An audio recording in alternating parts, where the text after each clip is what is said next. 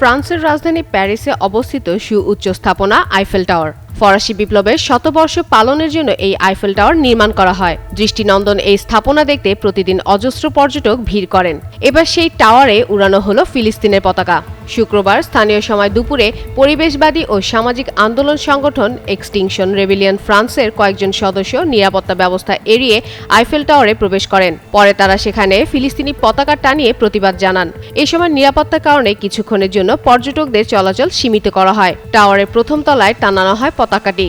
আর কয়েক মিনিটের মধ্যেই ঘটনাটি ছড়িয়ে পড়ে সামাজিক যোগাযোগ মাধ্যমে। এ ঘটনার পর পুলিশ অভিযান চালিয়ে অন্তত ৬ জনকে আটক করে। ফরাসি কর্তৃপক্ষ জানিয়েছে, অনুমতি ছাড়া সংরক্ষিত এলাকায় প্রবেশ এবং নিরাপত্তা বিঘ্নিত করার অভিযোগে তদন্ত চলছে। সংশ্লিষ্টদের বিরুদ্ধে আইনগত ব্যবস্থা নেওয়া হবে বলেও জানানো হয়েছে। এদিকে আন্দোলনকারীরা বলেন, ফিলিস্তিনের চলমান সংঘাত ও মানবিক সংকটের প্রতি বিশ্বের দৃষ্টি আকর্ষণ করতেই তারা এই কর্মসূচি পালন করেছেন।